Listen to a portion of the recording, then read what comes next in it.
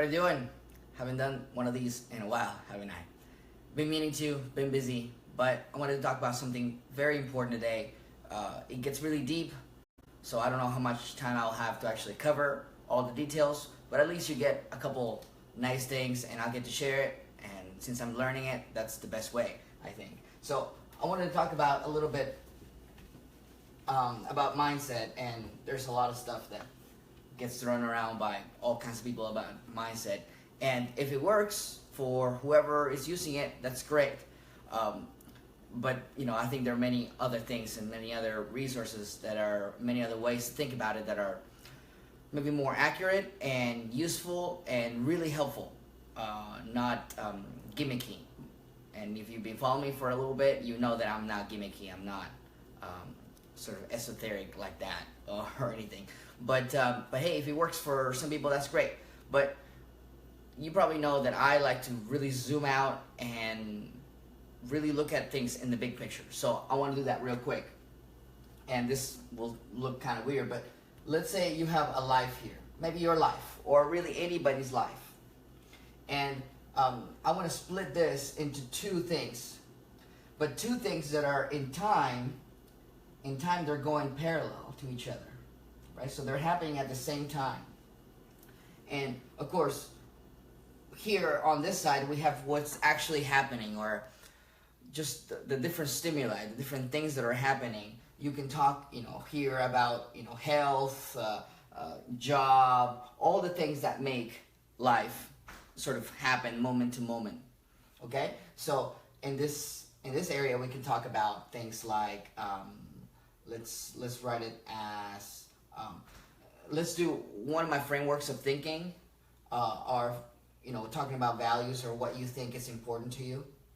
Okay, and then from that you have goals, and then from goals you have all the things that you do every day that happen, job, family, all these different things, hobbies, if I can write hobbies, relationships, all these stuff, right? And it just kind of goes on. But on this other side, happening at the same time, is what we can term mindset. And this is what we're going to talk about today. And now and I've talked about mindset before, but I wanted to bring this to mind real quick, because this is the way that actually takes place. This is happening at the same time. In other words, whatever happens over here, whether it's your job, your family, your relationships, whatever you see as your goals, your values, whatever you see as worthwhile is being, I don't want to say tainted, but this is the lens through which we look at all these things. And we interpret all these things over here based on our mindset, okay? And really quickly, our mindset is basically, just to make a quick review, if you haven't watched some of the videos that I've made on mindset, it's basically how we think the world works, okay? But even more, I think there's probably 2 layers, there's probably more. There's basically 3. In mindset, we think about, okay, what are we intrinsically worth, right? Sort of our, self-worth, right? So this is like identity mindset. And then, how predictable, is the things that we do, or how the world works. And then maybe last we could think, what is the contribution? Okay? Now, this is important because at the mindset level, this is not talking about the specifics of self-worth, the specifics of how predictable the world is, the specifics on what contribution I'm making. This is talking about the potential, okay? And this is very important because if you don't think that you are intrinsically worth something and worth a lot, or you can intrinsically contribute to society, to a greater whole, then everything else that we talked about before, job, relationships, all these kinds of things, are going to reflect that, because you cannot have something that you don't perceive yourself to be, right? That's why they say that some dating coaches, for example, they say that you're only with a girl or with a guy that you really feel that you deserve. You can only attract who you feel you really deserve. You can't attract somebody that's sort of out there, right? That's why it's really bad to say when guys say, for example, I hear them say, "Oh, I scored this girl." It's like a one-time thing. Well, maybe that's why they see it that way, but really it should be like no big deal because you intrinsically know that. Okay, so what am I talking about as far as mindset today? So I did want to make this distinction because this is just something that I've sort of learned recently. So what are we going to talk about mindset? We're still going to keep time here because time is kind of an important thing, because we're going to talk about time traveling, okay? And time traveling as far as our mindset, okay? There's something I'm not going to touch on completely, but there's something called prospect theory, okay? And what prospect theory basically says is this is the decision, this is an economical, this is behavioral economics basically, sort of. But basically it says, how do we make a decision on something that may involve risk or work or some potential loss, okay? Because as you probably already figured out, we are not logical creatures. We're not robots. We don't think, okay, I'm going to grab this and I'm going to grab that and I'm going to compare them, pros and cons, and boom, I'm going to make the decision. That's what we think we do, but really we don't. And that's one of the things that prospect theory sort of tells us. Really, prospect theory tells us two things, okay? One is that we basically make a decision based on the difference between our baseline and our potential gain. Okay? And this is a space. This is what we have to do. This is the risk. This is the work. This is the, whatever it is. Okay? So this is all fine and great. However, the problem of what research shows is that there's two problems with both of these things. Problem number one, and this is the one thing I want you to take away from this, is that we will only go through this work, through this change, whatever it is, maybe a diet, maybe going out with somebody, maybe investing in something for your business, maybe whatever it is that we're trying to make a decision based on, well, I have to do this to get that. If the gain is at least twice as much as the loss, okay? This is otherwise known as loss aversion. In other words, we weigh more heavily if we were to lose something here than if we were to gain something there. Okay? So that's insight number one of prospect theory. Insight number two of prospect theory is that our baseline is really, maybe you already guessed this, is a perceived baseline. In other words, we might not be really thinking about our baseline. Okay, so I'm going to give you an example of application on these, and we'll call it, okay? So basically what's happening here is that we want to know what our baseline really is. So I'll give you an example. Right now I'm in the process of writing a book, and basically I have 3 ideas that I wanted to write a book about, 3 different ideas for 3 different books. So I decided I'm going to start on the first one. But there was some hesitation, there was some feelings on my part on starting to write a book. And so one of the things that I've always, I guess lately, I've been really focused on, if I have a feeling of like I don't really want to do something, I think about why don't I want to do it. So anyways, long story short, I started thinking about, well, what is my baseline? And then where do I want to go to, which is writing the book. And then what is my expected gain from that and all this stuff. And then also my expected loss, right? any kinds of things. Again, we're not robots. We're not logical beings. We're not thinking, like 2 + 2 = 4, so 4 is greater than 3, I should do it. It's more like 2 + 2 = 4, but if I lose it, then it's -8 or something, right? So that's the kind of thing that we're fighting against. So baseline, I need to really realize where I am, okay? One of the things that I realize is that sometimes we have our goals in the present, okay? And so we're measuring our goals with what could happen, and then we're subtracting it, and so we're taking a loss before we even start. Okay, and so in other words, let's say I'm writing a book and I'm start going, and maybe the process starts to take a lot longer. It's a lot harder work, organization. I don't even know where to start, or this is not turning out the way I want. This is not coming out the way that I was envisioning. I think this book is gonna be real bad, and people are not gonna like it. They're not gonna read it, right? So in other words, my goals start to become my present, even though my real baseline is I don't have a book. I don't have anything. I haven't even started. Okay, and this is gonna go for any goal, right? Going to the gym, starting a diet, all those things that we force ourselves to do. Sometimes, it has to do a little bit more with mindset. Like, what's going on up there that is like, creating this effort for me to actually force myself to do this? And again, I realized that my goals were in the present. So as far as time, my goals were in here, but even though.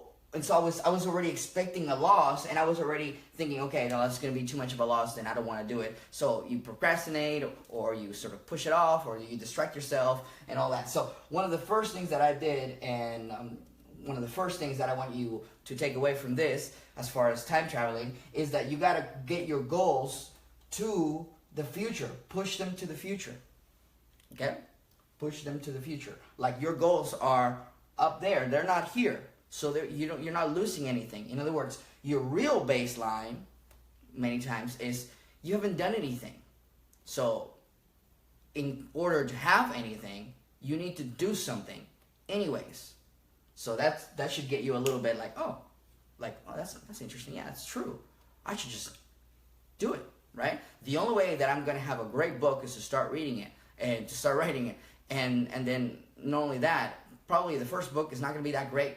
And then maybe the second one will be a little better, and then the third one a little better. It's just how it works, right? And so in the baseline, you have beliefs, again, of mindset, of like unrealistic expectations. Like, I should be able to write Nobel Prize winning book. If that's my expectation, anything that I start doing and it's not measuring up to that imaginary, unrealistic attitude, that probably has something to do with my mindset, right? As in, if I don't write a really great book, then that means that I'm not smart, and if that means that I'm not smart, I'm not a great human being, and that means that I'm not valuable and I can't contribute to society. You see all those things that are way deep in there, right? And so that's what can happen. Okay. Now the other time traveling, number 2, time traveling idea. So first one, remember, theory. Is push your goals to the future. If you don't have anything, just say, I don't have anything. So if I want to have something, I got to work. I got to do it. Okay? And my number 2 time traveling is worst case scenario. So worst case scenario, what I do, what I do is think about the worst case scenario. The worst case scenario that could be, right? In my case, it could be that I finish the book, I publish it, and it has like really terrible reviews on Amazon. People start posting and making fun of me. Maybe they make memes about my book and all this stuff, right? You can really go like really. Now, here's what I like to do. Take that worst case scenario and like really imagine it. Imagine it happening. Imagine already happened. Imagine that it happened yesterday, happened a week ago, right? And really feel that. And if you realize that, it changes everything. Like, you're like, oh, well, okay, well, what would I do in that instance? And it's crazy how that works, because this is another reality that you can think about. You can only worry about something that has not happened yet. Okay? I'm going to say it again. You can only worry about something that has not happened yet. Once something already happens, when something is in the present, again, move the worst case scenario to the present, then it's like, well, okay, well, now I got to figure it out. Because, I mean, what are you going to do, right? So it's very interesting how we can procrastinate or push not doing things, not making decisions, not taking risks, whether it's in our business, in our personal lives, in our, again, management has to do with everything. That's why I did the graph of everything is running concurrently, everything is running parallel to each other. We can do all these things by thinking that our goals are happening now, like we have this ideal thing of this is the way it's supposed to look like, and so we compare everything that we're doing against that, and we go, no, this is bad, loss, I'm gonna not do it, when we in reality don't have anything, and we have this worst case scenario, this really bad thing, way over in the future that we're worried about the whole time, no, this is bad. So it's really the same thing, just kind of, flipping it. So that's what I'm putting in place this week, really, this month, I guess. How can I think about my goals objectively, right? By knowing that they are in the future, and what my baseline, what I have right now, and what I can potentially gain. So I just have to do the work, because if I don't do the work, then I don't have anything anyways. And if I don't have anything, that's fine too. I just end up in the same place that I am right now, okay? And then also thinking about the worst case scenario. What is the worst possible thing that could happen? Well, what if it already happened, right? What if she didn't want to talk to me anymore, right? Instead of worried, oh my gosh, she's not going to want to talk to me, or what if she didn't? What if, it's been 2 or 3 months since I haven't spoken to her? What if? Well, nothing. It's just, well, I have to, keep going. And what am I going to do, right? So these kinds of, time-shifting things, again, mentally, don't do this intellectually. You have to imagine it, and then just let the feeling that brings about, right? If you have a really bad thought of something, I remember when I was young, I used to have this really bad thoughts about really bad things happening, and it would make me feel certain ways, okay? So, and I was using imagination sort of in a negative way. I should have used it sort of in a positive way. So because, again, you can only worry about stuff that's in the future. So it's better to bring all that bad stuff already here or in the past and go, well, if that happened, if my company went bankrupt, what would I do? What is my next step? And then chances are, if you really go through the exercise, you realize, I could go on. I will figure it out. I have to. It already happened, so now what? I'm here. So that's the kind of thing that I'm talking about. I'm going to leave a link at the bottom.